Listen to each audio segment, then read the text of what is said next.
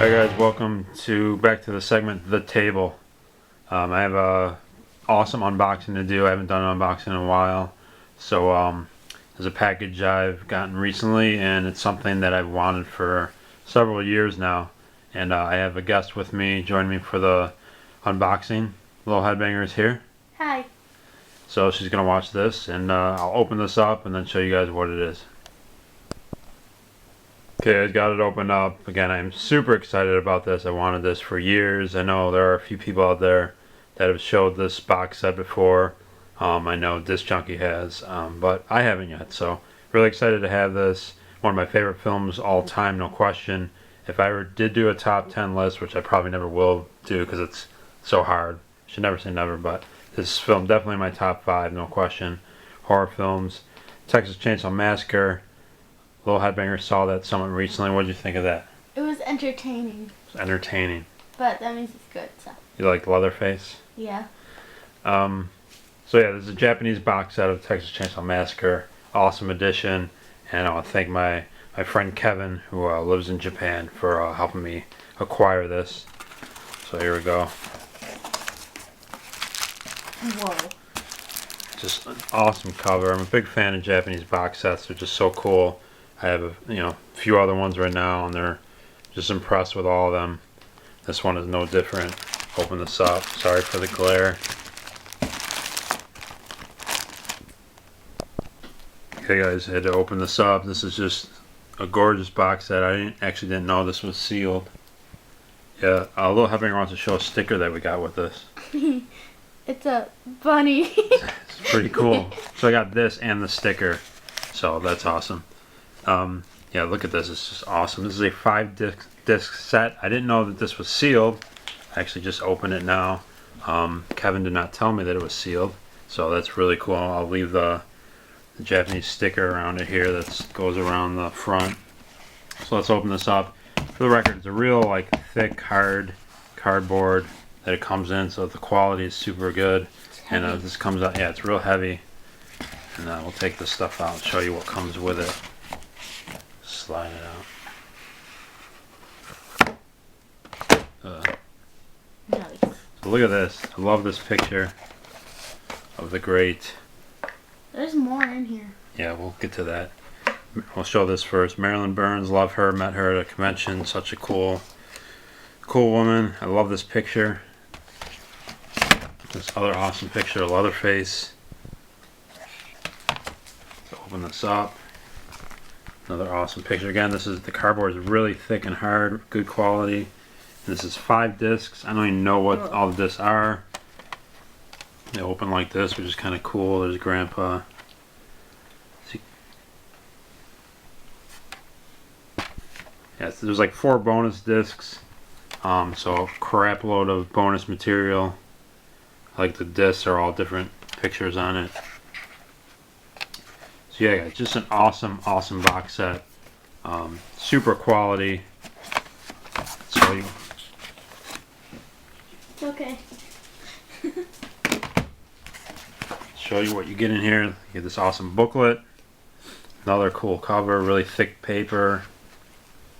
Of course, it's all in Japanese, but you get some nice pictures in here. So very cool. Here's another booklet. Awesome picture. This is glossy, good quality. Some great pictures inside of here. Really cool. These are some pictures I've never seen before. This is just awesome. Little Headbanger's got something to show you. This comes with a poster. Be careful with that. She's trying to open it up here. Can't get it. There. It's stuck. There. Okay. Look at this awesome.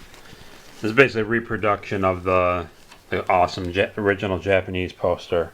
So cool that they give you this. I love this image. There's Marilyn Burns there, and you got Grandpa, and just an awesome. I might frame this. This is a really cool poster. I'll put it down. Let's fold it back up before it gets messed up. That's not all. It also comes with some. There's another kind of postcard, and it comes with these replica art cards, lobby cards, whatever you want to call them. She's gonna open that up for me. Oh, okay. Yeah, super cool box set. Again, the box it comes with is just super thick and nice. The colors are great. There's the spine. Had to add this to my Texas Chainsaw collection. Just absolute must. And these Japanese box sets, the quality is just so cool. I have the Suspiria one, the Demons one, a couple other items, a Black Swan media book. Anyway, here's the postcards. There's one. Another cool one. Classic poster. These are really cool. They're big and thick.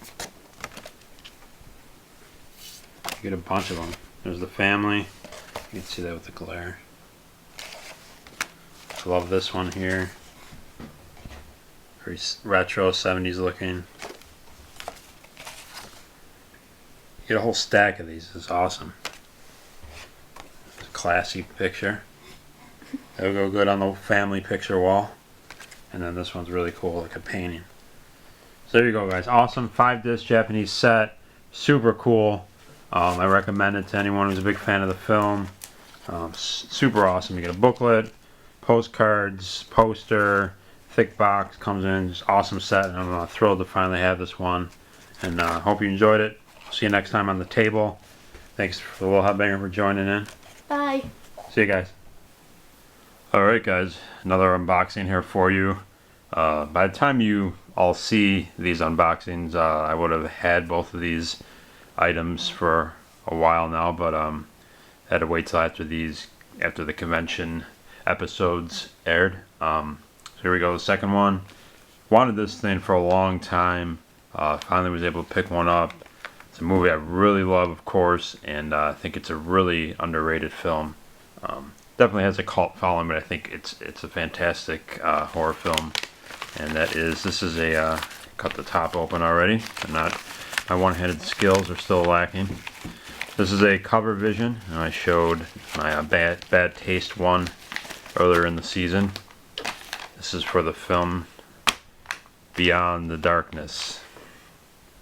Look at that cover, fucking awesome. It's one of my favorite cover artworks of all time, really. It's just, look at that, so sharp, and it just looks, I mean, this was made for not only a hardbox, but a cover vision, which of course are a bit larger than a standard hardbox. And just look at that. Hopefully you can pick up on how great that looks. Of course, as with any hardbox, it looks extremely better in person once you get it. I mean, I knew this was gorgeous, but this is just, I mean, I got a collector boner right now. Lucky you guys can't see it. Look at that, great artwork, really big. Here's the spine. I always like the spine on the cover visions. Cover vision logo. There's the Wheel Omega. There's the back.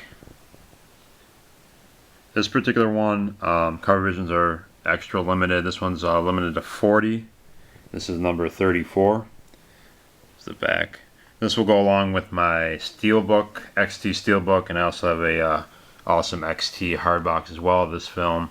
There's another XT hardbox with this image right here is basically the cover of it, but I didn't pick that one up because I don't like it. Actually has the writing on it as well on the cover, and I just didn't. I love the image, but not big on that, having that the font go across the image like that. So I decided not to grab that one. But when you love a film, if you guys are like me, I just want to get every edition that's out there for it. This is one of those films. And again, unlike my bad taste one, most cover vision hardboxes don't come with a DVD, which some people find completely moronic, but being the diehard collector I am, I don't care. It's cool, and what it's meant to do really is to put a Amaray case in there, which is what I will do. I have this edition of it, the awesome Shriek Show edition, excuse me. Really cool edition, some cool extras, gives you a comes with a booklet and everything. Any of you have this, if you're looking to buy this film, definitely pick up this version. Very good transfer. This is truly a, people always say give me an extreme horror film to watch. This is one I'll always recommend. A lot of people are kind of like, we're oversaturated with quote extreme films over the last 5 to 10 years, and with films like Serbian Film and Angel's Melancholy and stuff. This doesn't have to have you know, child porn or, you know, defecation on each other to be considered extreme. I mean, this is a truly dark, incredibly well done, naturally dark, twisted, extreme film. An amazing performance by the lead. Joe D'Amato film. I just love it. Truly twisted, dark, extreme, fantastic gore. Extremely more realistic than some of the other modern extreme films. Anyway, so what you do is you put this in here, and it fits perfectly in there. You can see, look at that. Perfect fit. I think it's really cool. It's definitely for the even more extreme collector, these cover visions, but I think they're awesome. They look awesome on the shelf. Again, they're bigger than they're in between like a hard box and a monster box. There you go. That just looks just amazing. Amazing cover, vibrant colors, but just fits the film so well. So dark. It's that Italian flavor to it. Joe D'Amato's Beyond Darkness cover vision. So fucking happy to have this. Fucking badass. There you go, guys. Hope you enjoyed these two unboxings. And I will see you next time on the table. Peace.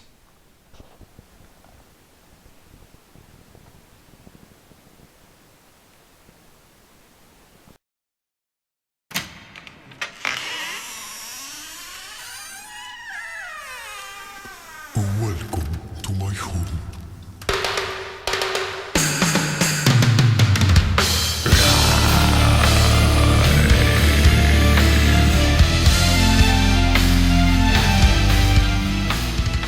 Hey everyone, welcome to another brand new segment. This is called The Vault. This is going to be dedicated to black and white horror films, classic horror films, vintage, whatever you want to call them. I did a segment back in October, season 1, around Halloween time. I did one like this, recommending some black and white horror films for you guys. And what really made me want to do this for these new segments here in season 2, picking one like this.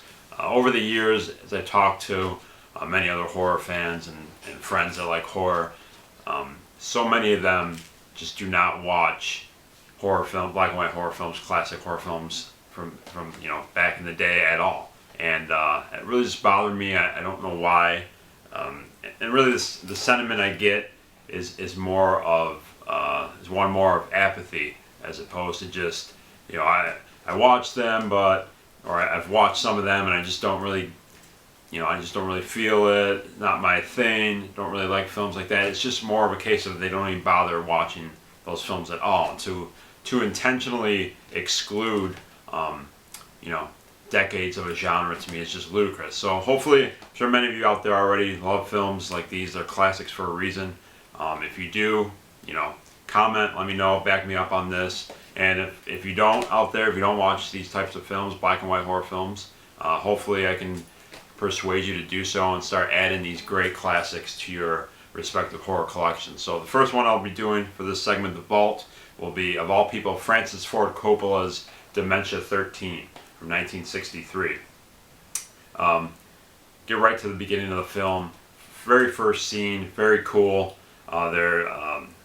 Woman Louise and her husband, whose name escapes me, they're on a boat. I don't really know what they're doing on this boat. But anyway, there's this little boat. There's this little music playing on a little radio. It's kind of cool. It kind of sounds like Elvis. I don't believe it was Elvis, but cool, like late 50s, early 60s song playing. They're just chilling out, and they've been discussing how Louise is not included in her husband's mother's will.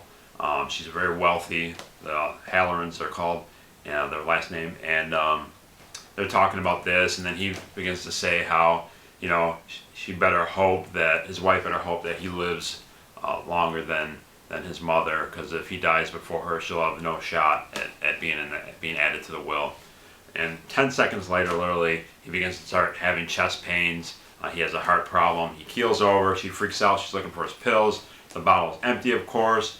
He ends up dying. You almost wonder, was it purposely empty? She freaks out, and she throws him overboard.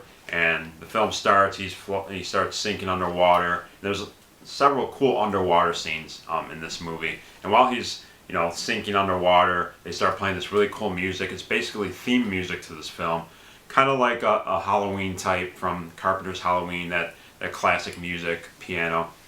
Not nearly as great, of course, but very cool. And that song kind of runs throughout the film here and there for certain scenes, which is really awesome. That's another thing I love about classic black and white films like this is they always have great music, old-timey synth, strings, piano. This particular one was harpsichord, organ, stuff like that. So I just love the music. To go back again with these films before I move on, they're perfect for that. It could be 80 degrees out, 2 in the afternoon, and you close the drapes and suddenly it just totally creates this, suddenly feels like it's a gloomy night out, rain, chilly out, crisp October night, that it just conjures up feelings like that when you watch a black and white horror film. Anyway, back to the story. So she goes to her mother-in-law's estate. It's like a castle and it's in Ireland. And she makes up a story that basically her husband had to go away on business. He wasn't able to make it. And they have this annual thing there at the estate, the Halloran estate, where they recreate the burial of her mother-in-law's daughter who had passed away. She had drowned. Her name was Kathleen. She had drowned when she was 7 years old. A horrible drowning accident. And her other two sons, the two brothers of her now deceased husband, they come there as well every year, and in a very weird situation, they recreate this burial every year. Because I mean, her mother-in-law is just very Mrs. Halloran, just very slowly going crazy. She's also a bitch, so she's a crazy bitch. So she's a total package. And so Louise's plan is hopefully maybe try to create a better relationship with Mrs. Halloran and be added to her will. And the angle that she takes is playing up on the whole vibe of her young daughter Kathleen, who was drowned. There starts to become some supernatural elements. She goes to Mrs. Halloran saying that she's hearing Kathleen's voice at night, and she really plays up on that to try to get in a little closer with Mrs. Halloran and try to essentially get added to that will. So that's her plan. She's up to no good. The two brothers of her deceased husband realize this. They know she's up to no good, so they don't want any part of her. The two brothers have played very well. The cast, I think the cast and the characters are quite, they lack some depth, but I think it's the cast members' performances more than make up for that deficiency with their very good performances, particularly the lead actress, who plays Louise, does a really good job. So there's great thing about this film, there's almost a constant brooding, foreboding tension that goes throughout the film that you feel right from that first scene in the boat, and that's really great attribute for a young Ford Coppola, showing that being able to create that vibe throughout the film. The cool thing about this film is, you always hear about like old slashers. What were some of the first classic slasher films?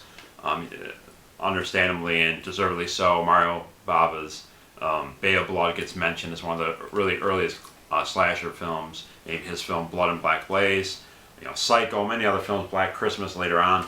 I don't know why Dimension 13 doesn't get mentioned as one of the first slashers, because it really is.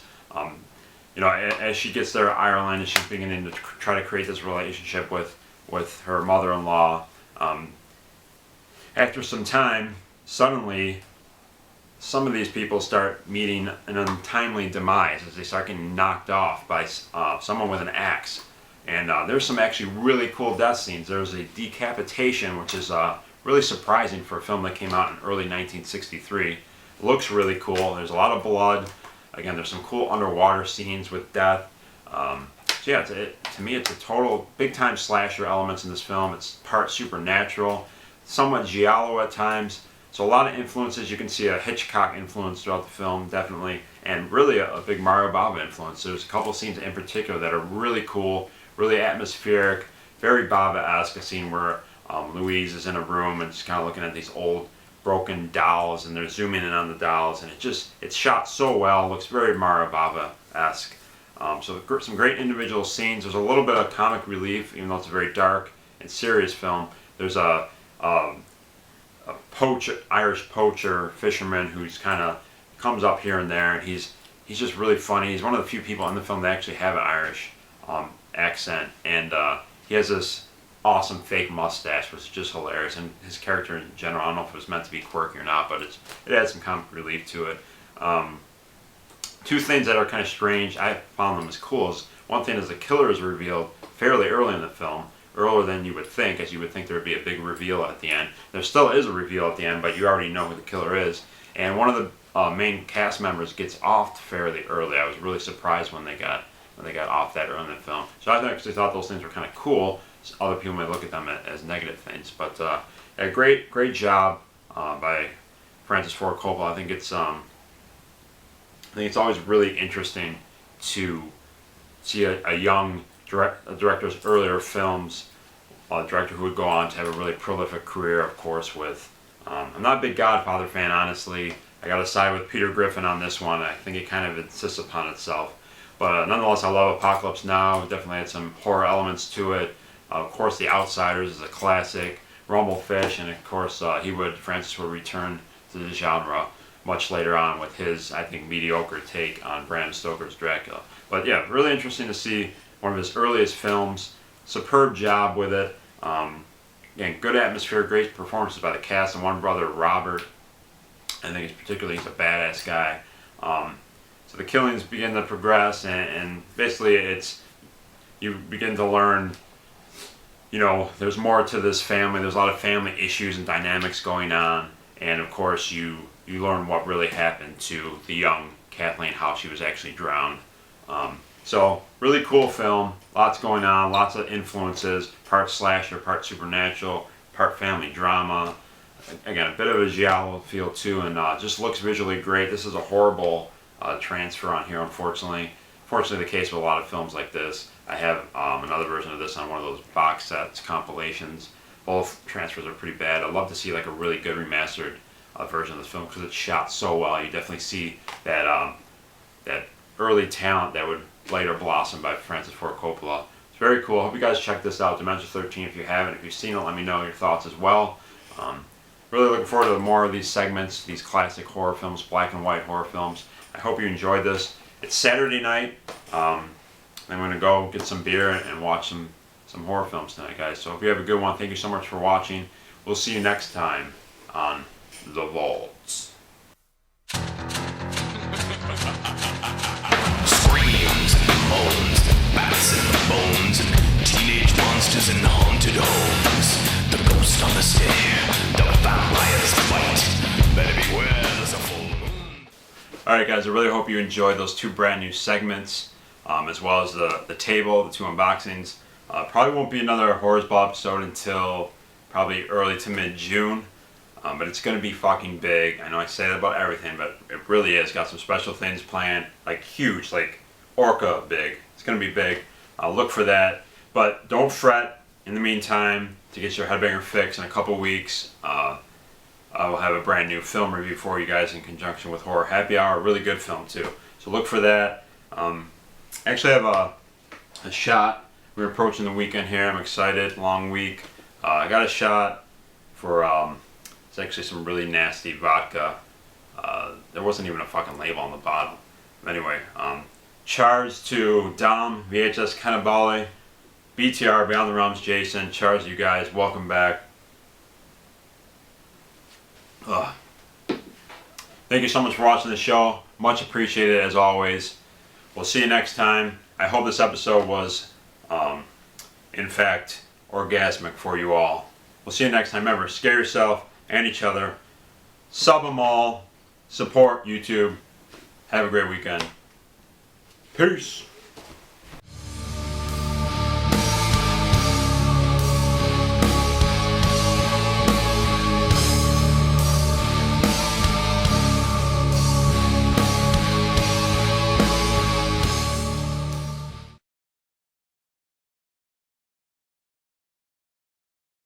Horrors Ball.